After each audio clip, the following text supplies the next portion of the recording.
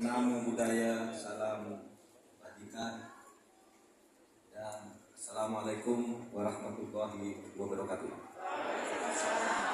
Yang terhormat Bapak Ketua TKNTP Bapak Ahmad Basara, kemudian Ibu Yeni Wahid dan para penerima penghargaan tadi.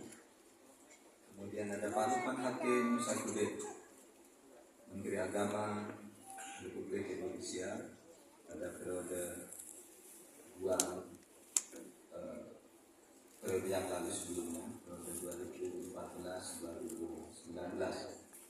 Pak Anwar Fuadi, kemudian Mas Arya Bima, kemudian Ibu Ketua Panitia Ibu Adriana Angela Nikita, dan yang lain-lain tidak saya sebut satu persatu.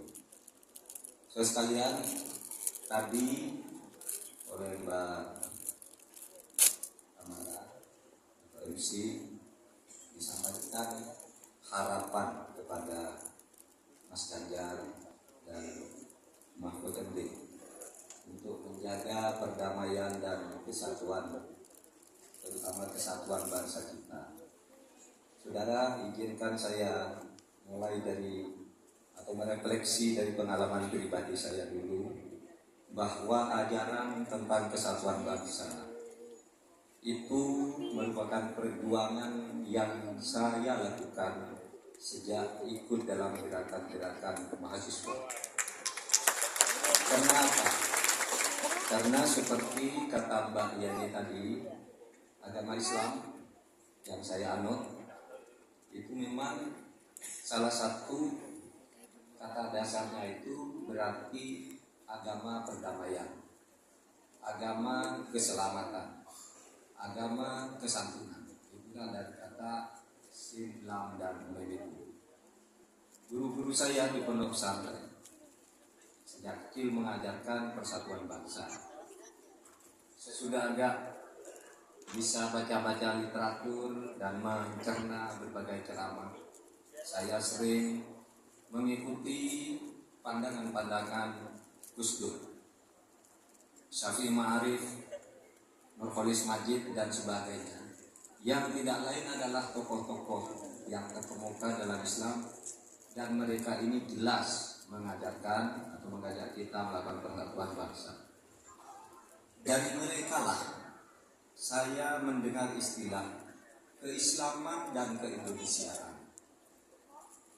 Kata mereka, keislaman dan keindonesiaan itu harus menyatu. Bukan berarti Islam lalu mau menjadi mendominasi terhadap Indonesia, bukan. Harus menyatu. Islam intinya itu orang Islam. Indonesia tidak harus berkiblat ke negara-negara Islam mungkin. Kita berislam sambil berindonesia dalam satu kesatuan, dan di dalam keislaman itu ada sumpah setia kepada negara. Oleh sebab itu ada istilah hubbul waton minal iman.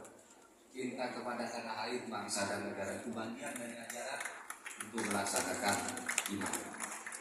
Jadi di situ diajarkan inklusivisme, di mana di dalam Indonesia yang bersatu ini hidup sebuah bangsa yang terdiri dari berbagai pemeluk agama, berbagai suku, berbagai daerah, ras dan sebagainya. Itu yang menyatu secara inklusif. Nah, kunci dari kebersatuan ini adalah toleransi. Agama saya, agama kita semuanya, agama apapun pasti mengajarkan toleransi. Tetapi bagi saya, sesudah berguru kepada Gus Dur, Syafi'i Ma'arif, Cak Nur, dan sebagainya, keislaman dan keindonesiaan itu bukan hanya melahirkan toleransi, melainkan lebih dari itu adalah akseptasi. Kalau toleransi mungkin ya sudah, kamu mau begitu silakan, ini saya jaga. Tapi kalau akseptasi, kita saling menerima dan bersatu untuk mencapai Itulah arti keislaman dan keindonesiaan. Karena ada yang menyalahpahamkan sehingga memperlesetkan ketika saya bicara keislaman dan keindonesiaan itu seakan-akan mau menjadikan Indonesia negara Islam. Justru tidak, justru Islam, umat Islam melebur ke dalam satu bangsa dan tidak boleh berkiblat ke Timur Tengah. Ini adalah Indonesia, ini adalah negara kita.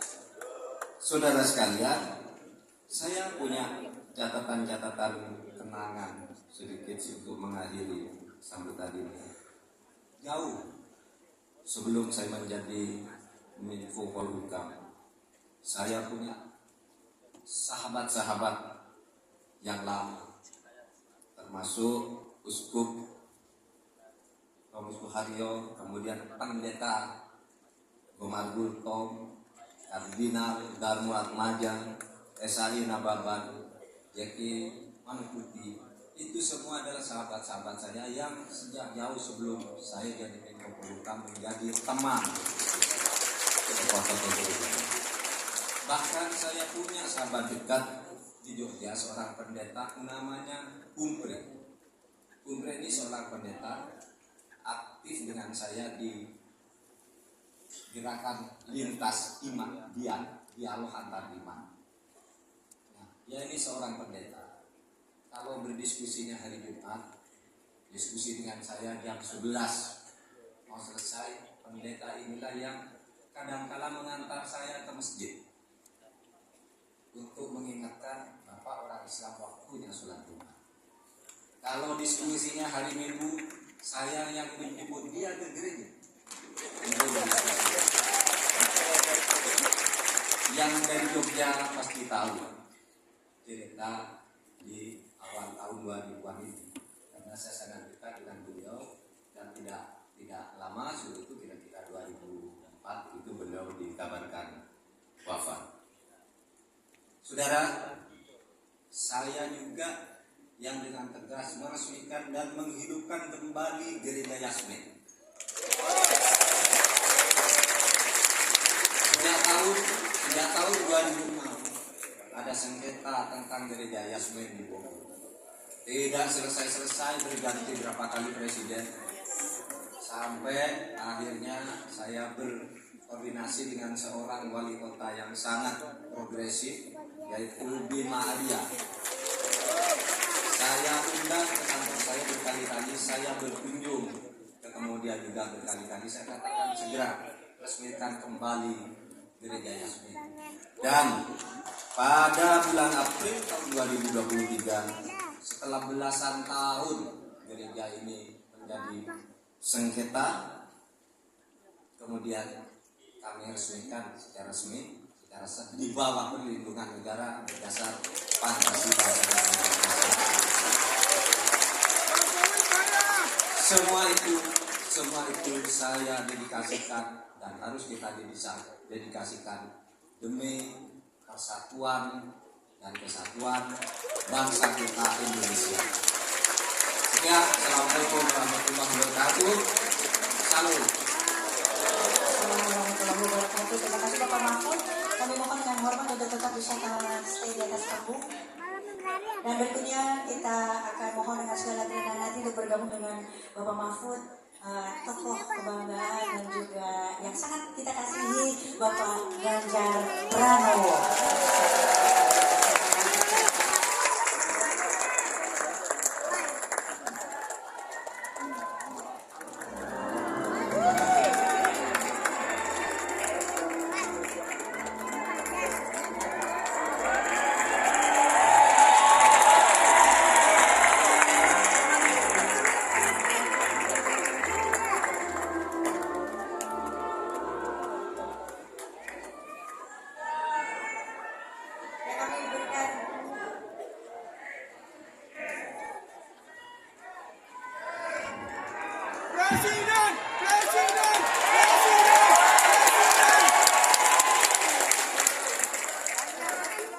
Bapak Ibu yang sangat saya hormati, sangat saya muliakan.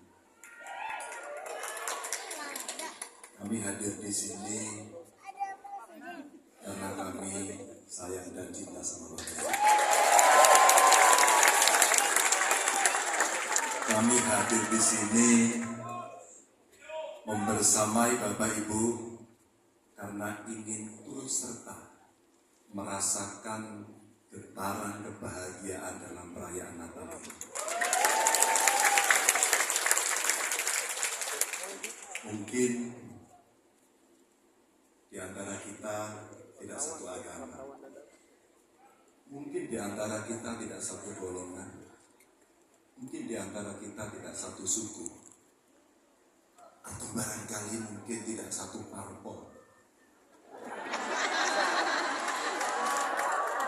Tapi saya ingin meyakinkan kita berdiri sini, kita hadir di sini karena kita saudara sekemanusiaan. Selamat Natal dan Tahun Baru untuk Bapak Ibu semuanya. I love you full. Kami mohon untuk berada di tengah, kami mohon kepada Ketua Panitia, Ibu, untuk bisa tampil ke atas panggung. Kita akan melakukan foto bersama. Berita untuk bisa naik ke atas panggung. Kita akan berikan waktu ini untuk diabadikan bersama. Tapi tenang, semua nanti juga akan diabadikan bersama.